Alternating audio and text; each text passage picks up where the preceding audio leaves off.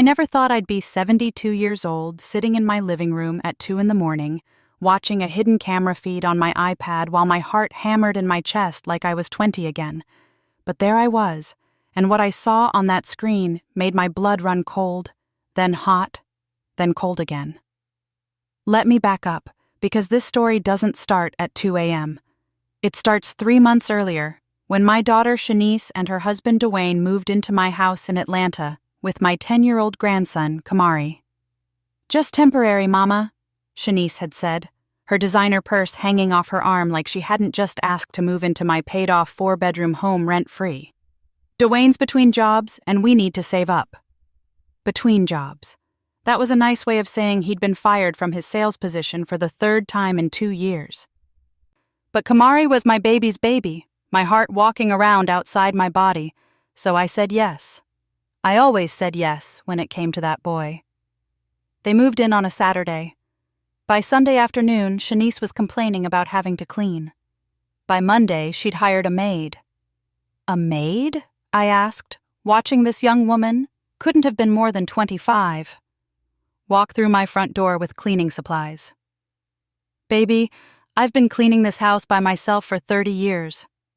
"Well, you shouldn't have to anymore, Mama," Shanice said, not looking up from her phone. "Besides, Imani comes highly recommended. She's affordable." Imani. Pretty name for a pretty girl.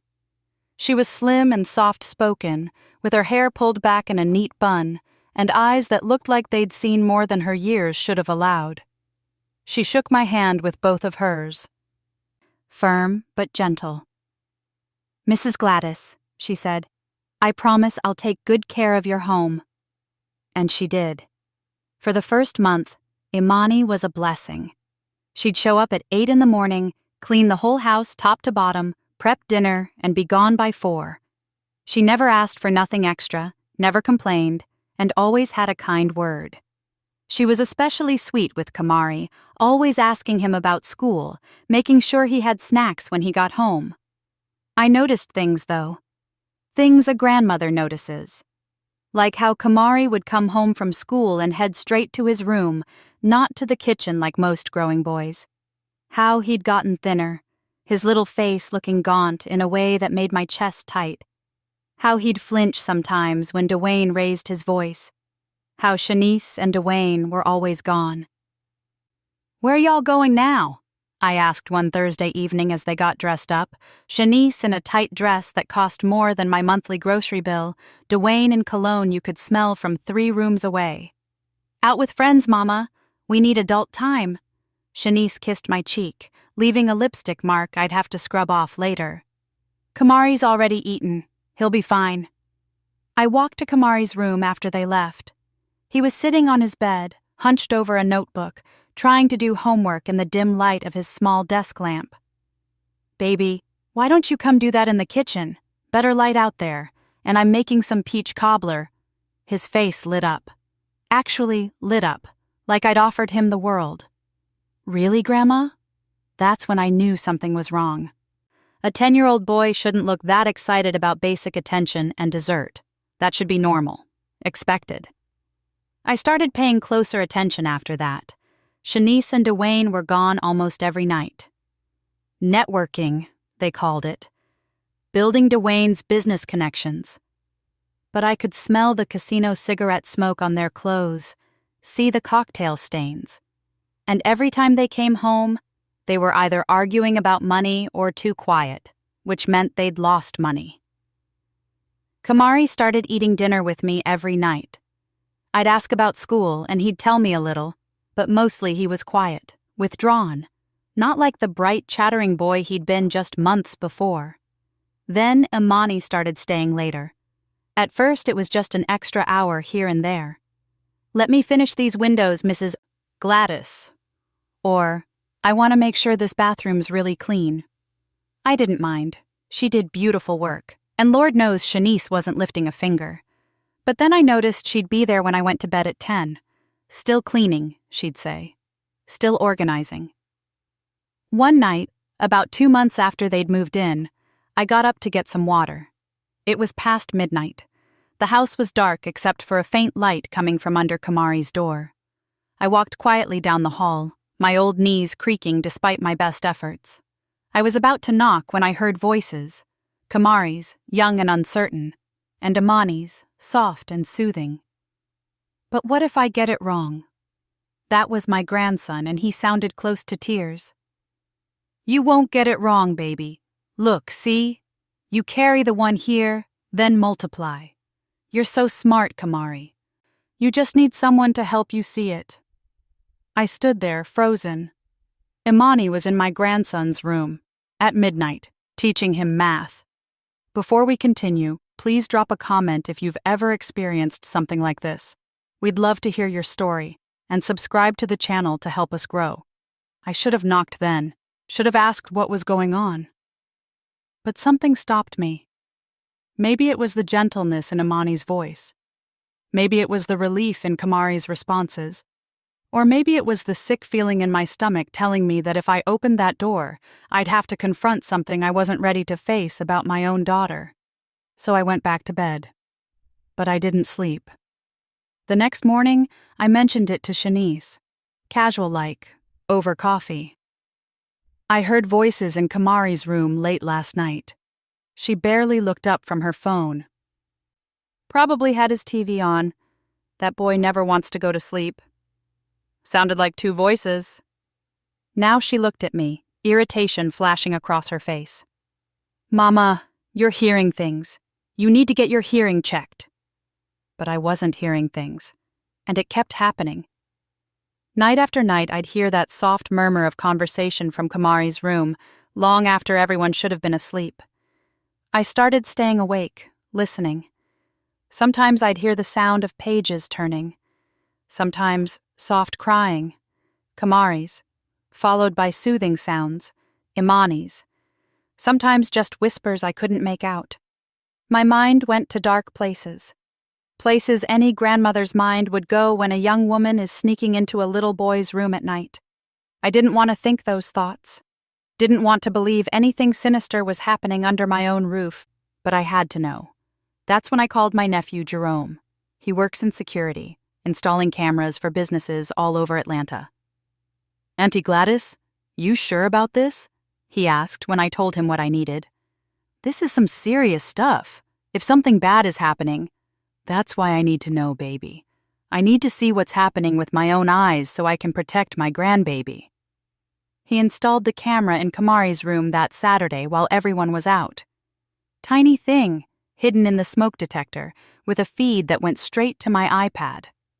Jerome showed me how to use it, his face serious. Auntie, if you see anything that puts that boy in danger, you call the police first, then call me. You understand? I nodded, though my hands were shaking. I understand. That night, I waited. Shanice and Dwayne went out around 8. Important dinner meeting, they said. Kamari ate the fried chicken and collard greens I'd made, did his homework at the kitchen table with me, then went to bed around 9 like always. At 9:30 my iPad pinged, motion detected in Kamari's room. I opened the app with trembling fingers, and there she was, Imani, letting herself in through Kamari's door as quiet as a ghost. She was carrying something. I squinted at the screen. A plate of food. And a backpack. My heart was pounding so hard I thought I might pass out. I watched as she walked to Kamari's bed and gently shook him awake. Hey, sweetie, she whispered. The audio was surprisingly clear. I brought you some dinner. Real dinner. Kamari sat up, rubbing his eyes. Imani? What time is it? Late, baby, but I know you're hungry. I saw that little bitty sandwich your mama left you for dinner.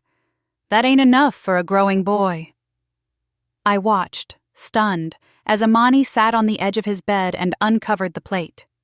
Baked chicken, rice, green beans, a full meal.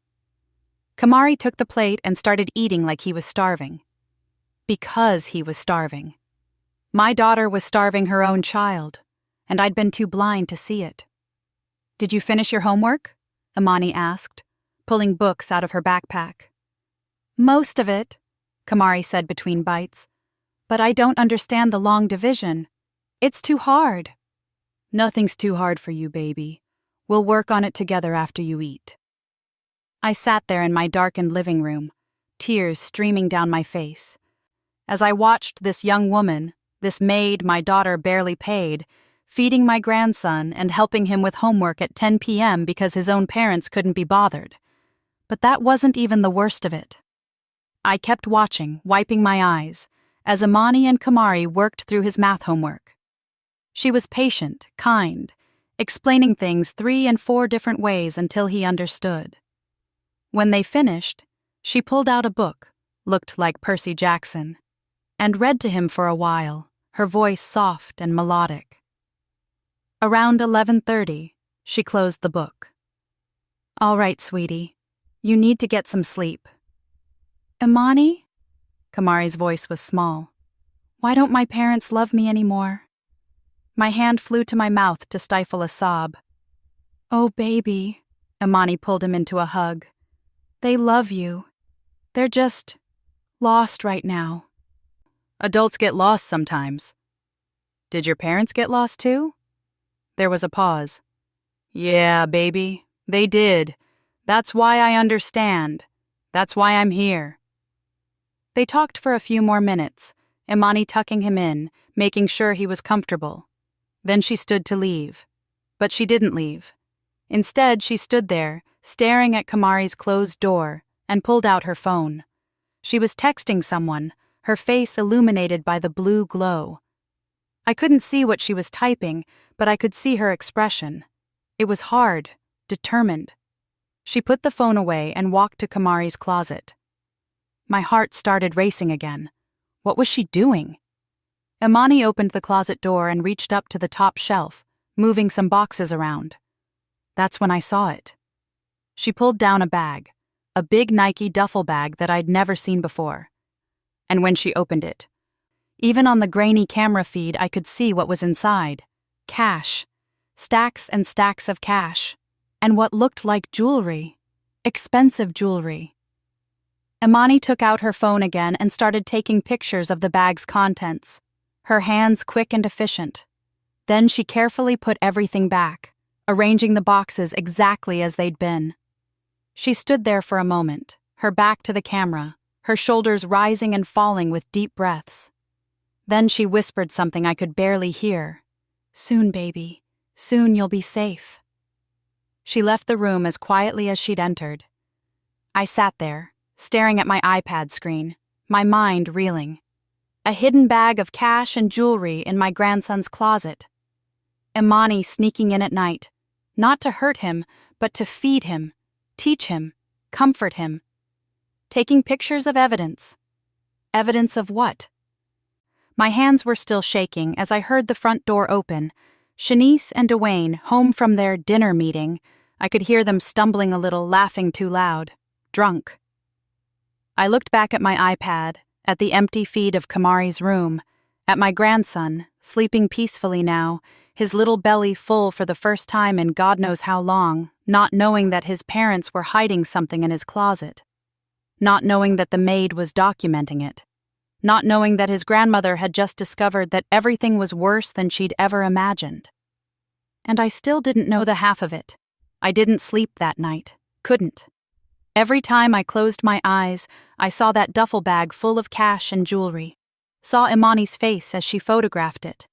Heard Kamari's small voice asking why his parents didn't love him anymore. By the time the sun came up, I'd made a decision. I was going to talk to Imani. Alone. She showed up at 8 o'clock like always, quiet and professional, her cleaning supplies in hand. Shanice and Dwayne were still asleep. They never got up before noon on Sundays. And Kamari was in his room, probably still exhausted from staying up late. "Imani," I said, before she could even set her supplies down. "We need to talk. In the kitchen. Now." She looked at me, and I saw something flash in her eyes. Fear, maybe. Or resignation, like she'd been waiting for this. We sat at my kitchen table, the same table where I'd raised 3 children, where I'd had countless family dinners, where I'd signed my mortgage papers 40 years ago. Now I was sitting across from a young woman I barely knew, about to ask questions I wasn't sure I wanted answered. "I know you've been going into Kamari's room at night," I said, keeping my voice low. "I installed a camera." Imani didn't look surprised. She just nodded slowly, her hands folded in her lap. "I figured you might. I would have done the same thing if I was you." "So you admit it?" "Yes, ma'am." She met my eyes, and there was no shame there, no guilt, just a quiet strength that reminded me of myself 30 years ago. "I've been bringing him food and helping with his homework. He needs somebody to." His parents ain't doing nothing for that boy, Mrs. Gladys, and you know it." Her voice was still respectful, but firm. "When's the last time they had a real conversation with him? When's the last time they made sure he had a proper dinner? When's the last time they checked his homework or asked about his day?" I wanted to defend Shanice. Wanted to say she was just going through a hard time, that she'd be better soon. But the words stuck in my throat because they'd be lies. "Why?" I asked instead. "Why do you care so much? You're just the maid." Imani flinched at that last word, and I immediately regretted it. But she took a deep breath and answered. "Because I was Kamari once," she said quietly. "I was the kid whose parents were too busy chasing their next high, their next score, their next hustle to remember they had a daughter. I was the kid who went to bed hungry, who failed classes because nobody helped with homework, who learned to be invisible because it was safer that way." "I'm sorry," I whispered. "Don't be sorry for me, Mrs. Gladys. Be sorry for Kamari." "Because he's living it right now, in this house, under your roof. And if somebody don't step in soon, he's gonna end up like I did, in foster care, bouncing from house to house, learning that the only person you can count on is yourself." The words hit me like a physical blow. "Foster care? It's not that bad. Shanice would never—" "Mrs. Gladys." Imani leaned forward, her voice urgent. "Do you know what your daughter and her husband are doing? Do you really know?" I thought about that duffel bag. I saw something on the camera, in Kamari's closet. Cash and jewelry." Imani nodded, like she'd expected this too. "How much cash do you think was in that bag?" "I don't know. Thousands?" "Try 50,000, maybe more, along with jewelry worth at least another 30,000. I felt the room spin. $50,000? Where would they get that kind of money? Dwayne's been unemployed for months, and Shanice only works part-time at that boutique. They didn't get it from working, Mrs. Gladys. They got it from stealing." The word hung in the air between us like a living thing. Stealing. My daughter, the little girl I'd raised to say grace before meals and always tell the truth, was a thief. "What do you mean?" I asked, though part of me already knew. Imani pulled out her phone and showed me pictures. The same pictures she'd taken of the duffel bag, but also others. Screenshots of text messages, bank statements, receipts. "Your daughter and Dwayne have been running a credit card fraud scheme for the past 8 months, she said, her voice matter of fact. "They steal identities, open credit cards, max them out buying luxury goods, then sell the goods for cash. That bag in Kamari's closet? That's their latest haul. They're hiding it there because they think nobody would look in a kid's room." I stared at the phone, at the evidence laid out in stark black and white. Saw Shanice's name on transaction records, Dwayne's on others. Saw amounts that made my head spin. $12,000 at a jewelry store, $8,000 at an electronics shop, $15,000 on designer handbags. "How do you know all this?" I asked, my voice barely above a whisper. "Because I'm not really a maid, Mrs. Gladys. I'm a private investigator." I looked up at her, stunned. "A what?" "A private investigator. I work for a firm that specializes in fraud cases. We were hired by one of the credit card companies 6 months ago to track down the people behind a series of identity thefts in the Atlanta area. The trail led to Shanice and Dwayne." "Then why are you cleaning my house? Why didn't you just go to the police?" "Because we need more evidence. We need to document everything, build an airtight case, and because—" She paused, her voice softening. "Because when I started watching them, I realized there was a kid involved. A kid who was being neglected while his parents ran around committing felonies, and I couldn't just ignore that." I felt tears streaming down my face. "So you got yourself hired as their maid?" "It wasn't hard. Shanice put out a posting looking for cheap help. I applied, told her I'd work for cash under the table, which people running scams love because there's no paper trail, and she hired me on the spot. I've been documenting everything since. For 6 weeks. For 6 weeks. And Mrs. Gladys, it's worse than just the fraud. They've been using Kamari's social security number, too. They've opened credit cards in his name. That boy is 10 years old and already has $40,000 in debt attached to his identity." I thought I might be sick. My own daughter was destroying her son's future before he even had a chance to start it. "What about the nighttime visits?" I asked. "The food? The homework help?" "That's not part of the job," Imani said softly. "That's just me being human. I saw how they treated him, saw how hungry he was, how behind he was getting in school. I couldn't just watch and do nothing.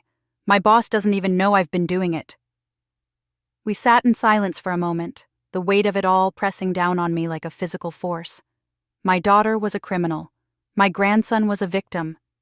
And this young woman, this stranger, was the only one trying to help him. "What happens now?" I asked finally. "Now, we finish gathering evidence. We're almost there, probably another week or 2. Then we turn everything over to the police and the prosecutors. Shanice and Dwayne will be arrested. They'll be charged with identity theft, credit card fraud, child identity theft, and probably a few other things." "And Kamari?" Imani's face softened. "That's the part I've been worried about. When they're arrested, CPS will get involved. They'll need to place Kamari somewhere safe while the case is being processed." "He can stay with me," I said immediately. "He's my grandson. I'll take care of him." "That's what I was hoping you'd say. But Mrs. Gladys, you need to be prepared. This is going to get ugly. Your daughter is going to be angry. She's going to say terrible things. She might even try to turn Kamari against you." "She can try," I said, and I felt something hard and fierce settle in my chest. "But she's not taking that boy down with her. Not my baby. Not while I'm still breathing." Imani smiled, the first real smile I'd seen from her. "Good, because Kamari's going to need you. He's going to need someone who actually loves him, not just uses him." We talked for another hour, Imani explaining the legal process, what would happen when the arrests were made, what I needed to do to prepare. She gave me the name of a family law attorney, told me to start documenting everything I could about Kamari's care, or lack thereof. Keep track of when they're home, when they're gone, what they feed him, how they talk to him, everything. It'll help in the custody case. "Custody case?" "Mrs. Gladys, your daughter is going to prison. She's looking at 5 to 10 years minimum. Dwayne probably more since he's got priors. You're going to need legal custody of Kamari. And while I don't think Shanice will fight it, she can barely take care of herself, let alone a kid. It's better to be prepared." I nodded, my mind spinning with everything I needed to do. But underneath the fear and the shock, I felt something else. Relief. Because finally, someone was going to protect my grandson. The next week was the longest of my life. I watched Shanice and Dwayne come and go, all smiles and lies, while I knew what they really were. I documented everything like Imani told me to, took pictures of the empty refrigerator, recorded the times they left and returned, noted every meal I had to provide for Kamari because his parents forgot. Imani kept coming every day, keeping up the charade of being the maid, but at night, she'd still sneak into Kamari's room with food and homework help. And now, knowing the truth, I'd watch on my iPad and feel grateful that someone cared enough to break the rules for my grandson. One night, about 10 days after our kitchen conversation, something changed. I was watching the camera feed around midnight. Shanice and Dwayne had gone out around 9, business meeting as usual, when I heard the front door slam open so hard the whole house shook. Then I heard shouting. Dwayne's voice, loud and slurring drunk. "Where is it? Where's the money?" I rushed out of my room and saw him stumbling through the hallway, Shanice behind him looking scared. "Baby, calm down. It's right where we left it. It better be, because if somebody found it, if somebody took it..." He didn't finish the sentence, just stumbled toward Kamari's room. My heart stopped. Imani was in there. I ran down the hall as fast as my old legs would carry me, got there just as Dwayne threw open the door. And there was Imani, sitting on Kamari's bed with a book in her hand, Kamari asleep next to her. Dwayne froze. Shanice ran into him from behind, then froze too. "What the hell?" Dwayne's voice was dangerous now. "What are you doing in here?" Imani stood up slowly, placing herself between Dwayne and Kamari. "I heard him crying. I was just checking on him." "At midnight? You're supposed to be gone by 4. "The boy was crying," Imani repeated, her voice steady. "What kind of person hears a child crying and leaves? What kind of person sneaks into a child's room in the middle of the night?" Shanice shot back. And I saw something ugly in my daughter's face that I'd never seen before. "Maybe the kind of person who actually cares about him," Imani said quietly. "Unlike his parents." The room exploded. Dwayne lunged forward, and I screamed. But Imani was faster. She sidestepped him, pulled out her phone, and the next thing I knew, the room was flooded with light. "Atlanta Police Department!"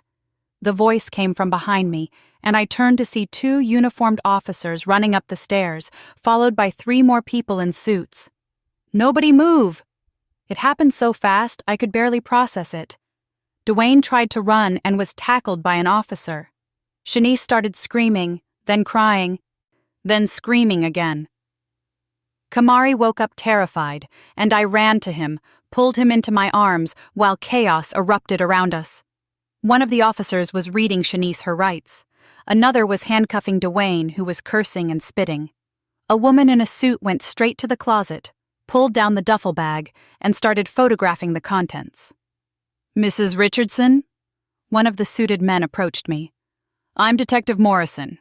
We're going to need you and your grandson to come with us to give statements." "I don't understand," I said. Though I did. I understood perfectly. "What's happening?" "Your daughter and son-in-law are being arrested for identity theft, credit card fraud, and child identity theft. We've been investigating them for months." I looked at Imani, who was talking quietly to another detective, giving him her phone. She caught my eye and nodded slightly. It was time. They took Shanice and Dwayne out in handcuffs. My daughter was crying, makeup running down her face, screaming at me. "Mama, Mama, don't let them do this. I'm your daughter. Tell them they're wrong." But I didn't say anything. I just held Kamari tighter and watched them take her away. The police searched the house for 3 hours. They found the duffel bag in Kamari's closet, 2 more bags hidden in Shanice and Dwayne's room, a laptop full of stolen information, and dozens of fake IDs and credit cards. Detective Morrison was patient with us. He explained that the department had been working with Imani's firm for weeks, building the case. They'd been waiting for the right moment to make the arrest. "We wanted to catch them with the evidence in hand," he said. "And thanks to Miss Imani's work, we've got everything we need for a solid conviction." "What about Kamari?" I asked, my voice shaking. "What happens to him?" "That's where you come in, Mrs. Richardson. CPS will be involved, but if you're willing to take custody, and if you pass the background check, they'll likely place him with you. You're his grandmother. Your family." "Of course I'll take him," I said. "He's my grandson." Detective Morrison nodded. "Good. Someone from CPS will be here in the morning to do an initial assessment. In the meantime, keep him close and make sure he knows he's safe." They finally left around 4 in the morning. Imani stayed behind, helping me clean up the mess the search had created, neither of us speaking much.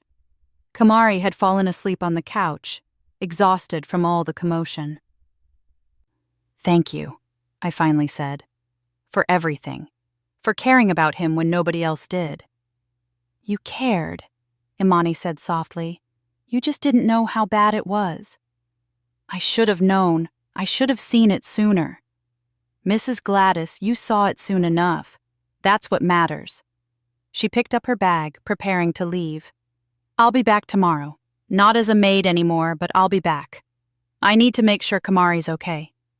"You're always welcome here," I told her. "Always." After she left, I sat on the couch next to my sleeping grandson and cried. For the daughter I'd raised and lost somewhere along the way. For the grandson who'd suffered because of his parents' greed. For the future that was uncertain and scary. But also, I cried in relief, because Kamari was safe now. He was with me, and I wasn't going to let anyone hurt him ever again. I didn't know it then, but the real battle was just beginning, because 2 days later, I got a phone call from a lawyer. Not the family law attorney Imani had recommended. This was someone else. "Mrs. Richardson, this is Vincent Howell. I'm representing your daughter, Shanice. She wanted me to inform you that she's planning to fight the charges, and she wanted you to know that when she gets out, she's taking Kamari back. She says you turned her in to save yourself and that you've been poisoning her son against her." My blood ran cold. "That's not true. None of that's true." "She also wanted me to tell you that she's filing for full custody. She claims you're unfit to care for Kamari due to your age and health issues." "I don't have health issues." "She says you have early dementia, that you're not capable of caring for a child." "And Mrs. Richardson? Between you and me, judges often favor parents over grandparents in custody cases, even parents with criminal records." He hung up, and I sat there, staring at the phone, my hands shaking with rage and fear. My daughter was going to fight for Kamari. Not because she loved him, not because she wanted to be his mother, but because she wanted to punish me. And she was willing to destroy that innocent boy's life to do it. That's when I knew this wasn't over. Not by a long shot. The next 3 months were hell on earth. Shanice made bail within 48 hours. Her mother-in-law, Dwayne's Mama Cordelia, posted it using money from God knows where. Dwayne stayed locked up since he had priors, and the judge deemed him a flight risk. But Shanice was out, and she went on the attack immediately. She couldn't come to my house. The judge had granted me a temporary restraining order to protect Kamari. But she could call. And boy did she call. 20, 30 times a day, leaving voicemails that started out sweet and manipulative and ended in screaming threats. "Mama, how could you do this to me? I'm your daughter." "You turned me in to save yourself, didn't you? What did they promise you?" "I'm going to prove you're unfit. I'm going to take my son back and you'll never see him again." I saved every single voicemail. Imani had told me to document everything, and I did. The CPS caseworker, a kind woman named Tanya Okoye, came by every week. She'd talk to Kamari, inspect the house, review my finances. Each time she'd tell me the same thing. "You're doing great, Mrs. Richardson. Keep it up." But I could see the worry in her eyes, because legally, Shanice still had parental rights. And her lawyer, that snake Vincent Howell, was good at his job. The custody hearing was set for 3 months after the arrest. Shanice's criminal trial would come later, but the family court judge wanted to settle Kamari's placement first. "The child's welfare comes before everything else," Judge Patricia Freeman had said at the preliminary hearing. I hired the attorney Imani recommended, a woman named Simone Blackwell, who specialized in grandparents' rights cases. She was sharp as a tack, with silver locks and a no-nonsense attitude that reminded me of my late mother.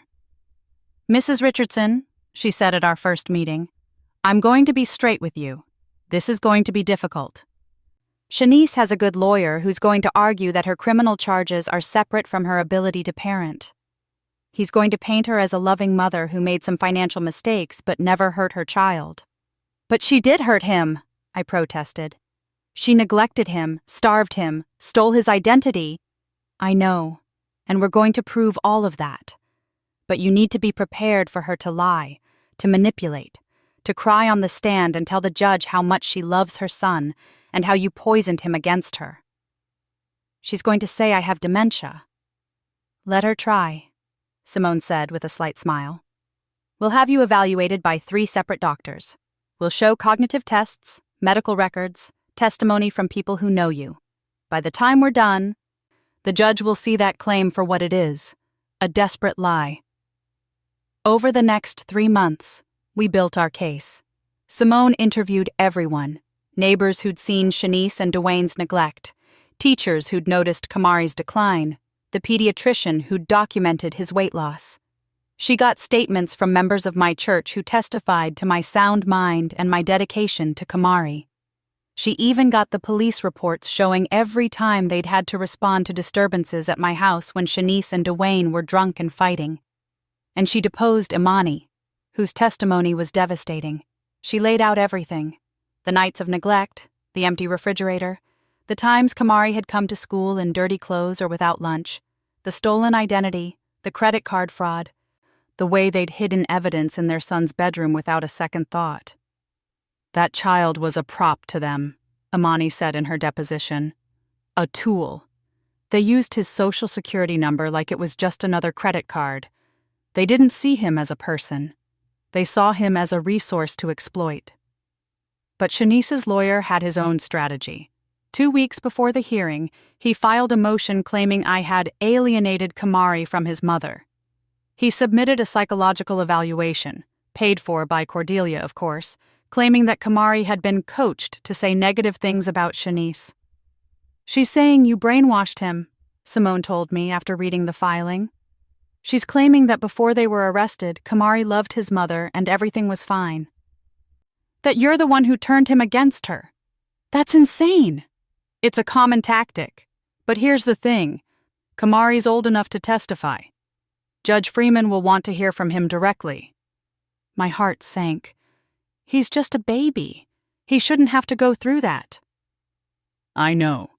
But Mrs. Richardson, that boy is stronger than you think. And his testimony could be what saves him.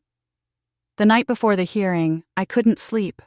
I kept thinking about Kamari, about what tomorrow would bring. Around midnight, I heard his bedroom door open and little footsteps padding down the hall. He appeared in my doorway, his dinosaur pajamas rumpled, his eyes wide. Grandma?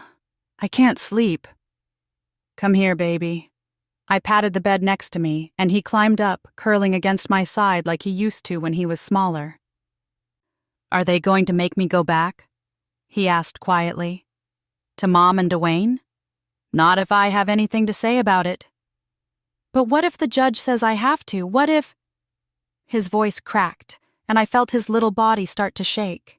Kamari, listen to me. I turned so I could see his face. Tomorrow, you're going to tell the judge the truth. Just the truth. About how things were before and how things are now. And the judge is going to listen, because judges care about kids like you. They want to make sure you're safe. I'm scared to talk about Mom. What if she gets mad? Baby, your mama's already mad. But her being mad doesn't change the truth. And the truth is that she didn't take care of you the way she should have. That's not your fault. That's on her. Imani says the same thing. She says kids aren't supposed to take care of their parents. Parents are supposed to take care of their kids. Imani's right. And that's exactly what I'm going to do. Take care of you. He was quiet for a moment, then whispered, I love you, Grandma. I love you too, baby. More than you'll ever know. The courtroom was packed the next morning. Judge Freeman's chambers were in the Fulton County Courthouse, a big, imposing building that made my knees shake. Simone met us outside, looking professional in a navy suit. All right, she said, kneeling down to Kamari's level. Remember what we talked about. Tell the truth, speak clearly, and don't be afraid. The judge is on your side. She wants to help you. Kamari nodded, looking small and scared. I squeezed his hand. Inside the courtroom, Shanice was already seated at the defendant's table with Vincent Howell. She'd cleaned herself up, hair done, makeup perfect, wearing a modest dress that made her look like a Sunday school teacher. When she saw Kamari, her face crumpled and she started crying. "My baby," she sobbed. "Oh, my baby boy." Kamari pressed closer to me, and I felt his hand tighten around mine. Judge Freeman was a black woman in her 60s with silver hair and sharp eyes that missed nothing. She looked at everyone in the courtroom with an expression that said she'd seen it all and wouldn't tolerate any nonsense. "This is a custody hearing," she began, "not a trial. We're here to determine what's in the best interest of the child, Kamari Richardson, age 10. Mrs. Richardson, the grandmother, is petitioning for full custody. Ms. Shanice Richardson, the mother, is contesting this petition. Let's begin." The next 2 hours were brutal. Vincent Howell put Shanice on the stand first, and she gave the performance of her life. She cried, talked about how much she loved Kamari, claimed she'd been going through depression and had made some mistakes, but was getting help now. "I never meant to hurt my son," she sobbed. "I was in a dark place. Dwayne was controlling me, manipulating me. I was scared. But I love Kamari more than anything. He's my whole world." "And your mother?" Vincent prompted. "Mrs. Gladys Richardson. What's your relationship with her?" Shanice's face hardened just a bit. "My mother has always been controlling. She never approved of Dwayne. She wanted to take over raising Kamari from the day he was born. When Dwayne and I were arrested, she saw her opportunity. She's been filling Kamari's head with lies about me, turning him against me." "Objection," Simone said calmly. "Speculation." "Sustained," Judge Freeman said, making a note. "Mrs. Richardson," Vincent continued, "do you believe your mother is mentally competent to care for a 10-year-old child?" "Honestly? No. She's 72 years old. She forgets things all the time. Sometimes she calls me by my sister's name. Sometimes she leaves the stove on. I don't think she's capable of giving Kamari the care he needs." I wanted to scream. Every word out of her mouth was a lie, and she knew it. But Simone had warned me. Stay calm, stay quiet, let the evidence speak. When it was Simone's turn to cross-examine, she was surgical. "Ms. Richardson, you claim you love your son more than anything. Is that correct?" "Yes." "Then can you tell the court when Kamari's last birthday was?" Shanice blinked. June?" "It was March 15th, 3 months ago. Can you tell the court what grade he's in?" "4th grade." "He's in 5th grade. He was in 4th grade last year when he was 9. Can you tell the court the name of his teacher?" I don't remember right now. I'm nervous." "Mrs. Thompson, it's been Mrs. Thompson all year. Ms. Richardson, when was the last time you attended a parent-teacher conference?" Silence. "When was the last time you helped Kamari with his homework?" Silence. "When was the last time you cooked him dinner?" Shanice's face was red now, tears streaming down, but Simone didn't let up. "You testified that your mother has been filling Kamari's head with lies." "What lies specifically?" "That I don't love him. That I'm a bad mother." "Are those lies, Ms. Richardson?" "Let's look at the evidence. Bank records show that in the 3 months before your arrest, you spent $4,000 on designer clothes for yourself. $0 on clothes for Kamari. You spent $2,500 at bars and casinos. $0 on groceries for the household. You opened 3 credit cards in your 10-year-old son's name and maxed them out. Is that what a good mother does? Before we continue, please hit that subscribe button and ring the notification bell so you never miss our next story." "You don't understand." "I understand perfectly. Your Honor, I'd like to submit Exhibits A through M, bank statements, credit card records, and police reports documenting Ms. Richardson's criminal activities and neglect of her son." The documents went to the judge, and I watched Judge Freeman's face as she reviewed them. Her expression grew colder with each page. Then it was time for witnesses. Simone called Imani first, and she testified about everything she'd seen. The nights Kamari had been left alone, the lack of food, the way Shanice and Dwayne had hidden their stolen goods in their son's closet, putting him at risk. "That little boy was terrified," Imani said, her voice steady but emotional. "Not of strangers, not of monsters, of his own parents, of what they might do, of being abandoned, of not being enough. That's not love. That's torture." Shanice's lawyer tried to discredit her. "You're not a real maid, are you? You're a private investigator who lied to get into that house." But Imani didn't flinch. "I took a job to gather evidence, yes, but everything I testified about is true. And I didn't get paid to feed that child at midnight or help him with homework or hold him when he cried. I did that because somebody had to." Next came Kamari's teacher, Mrs. Thompson, who testified about his declining attendance and grades before the arrest, and his remarkable improvement after. "He's a different child now," she said. "He comes to school on time, with clean clothes and a full belly. His grades have gone from D's and F's to A's and B's. He's engaged in class, he's making friends.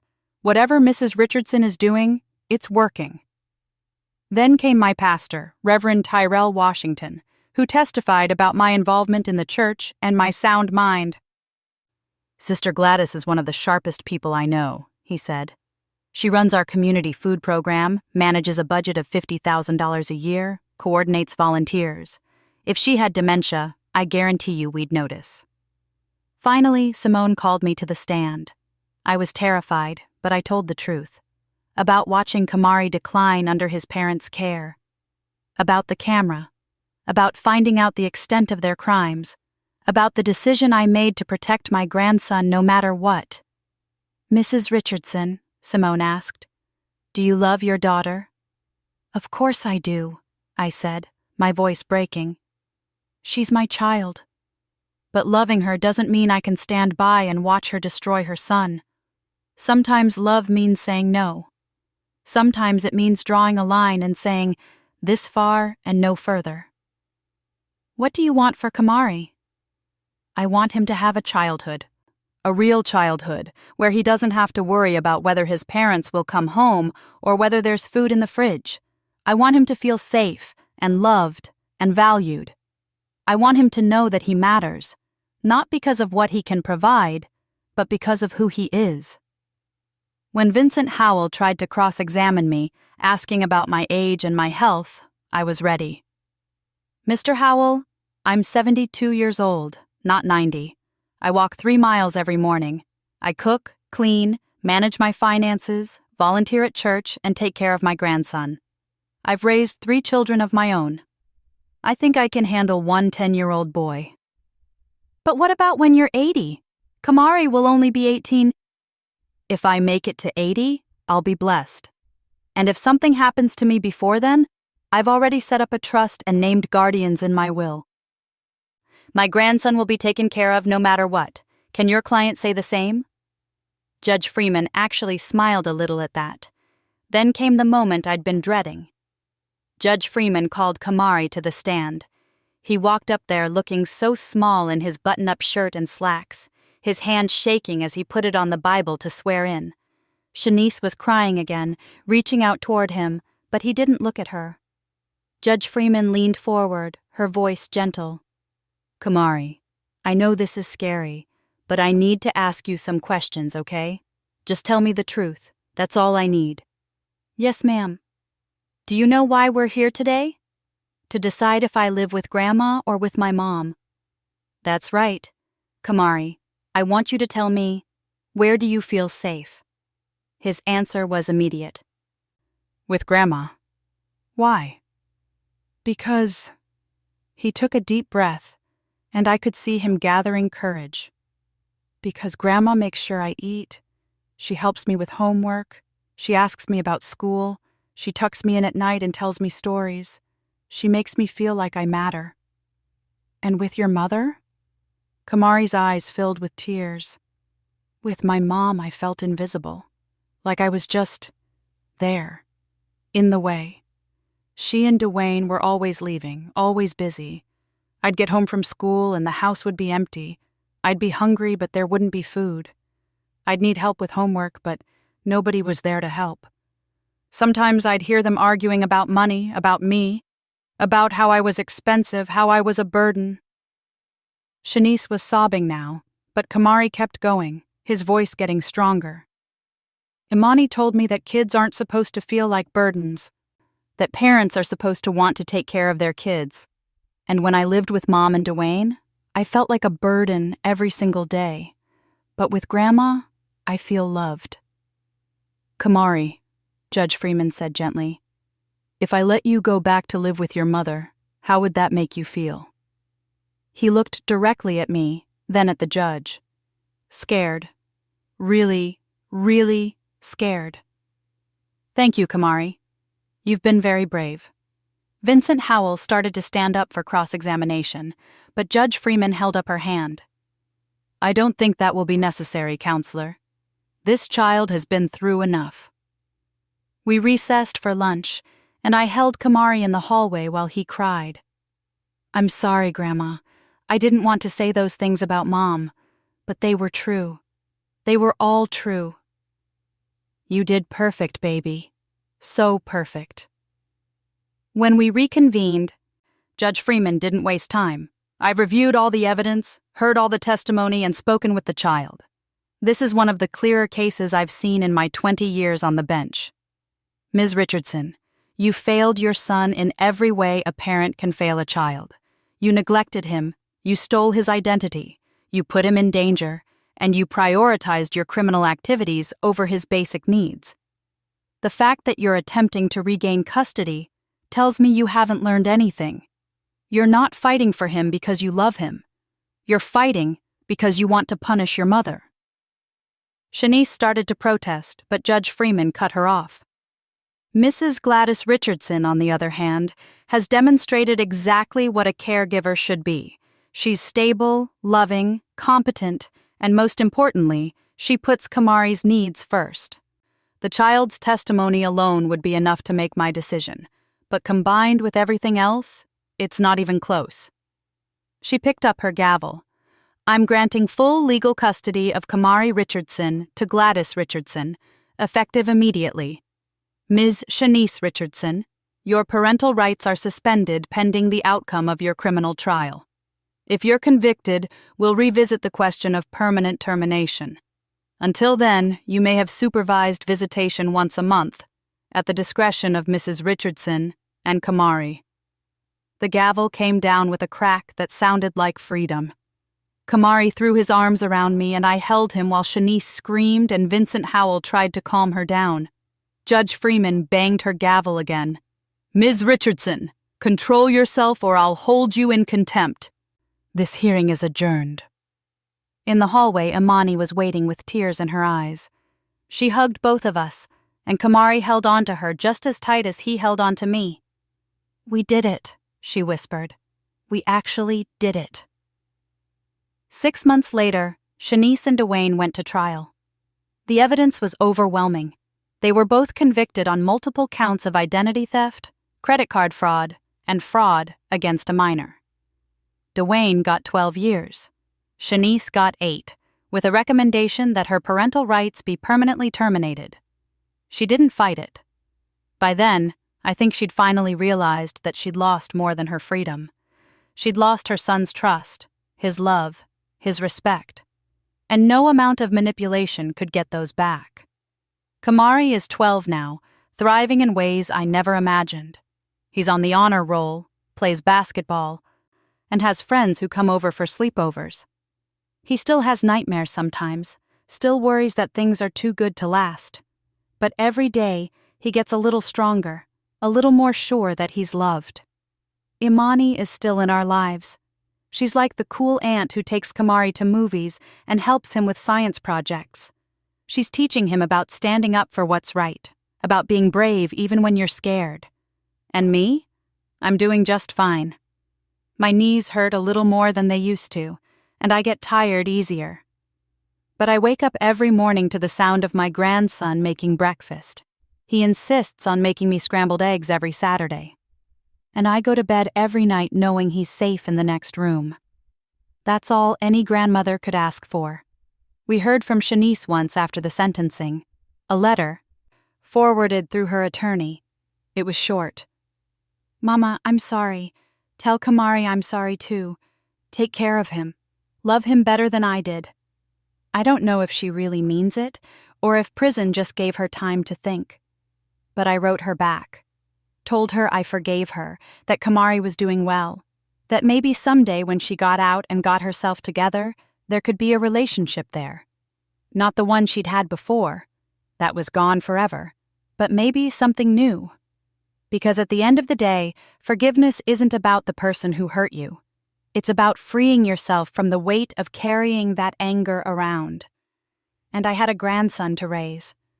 I couldn't do that with a heart full of bitterness. So I let it go. Not the memory, not the lesson, but the anger. I let it go so I could fill that space with love instead. And I've never looked back. Thanks for listening. Don't forget to subscribe and feel free to share your story in the comments. Your voice matters.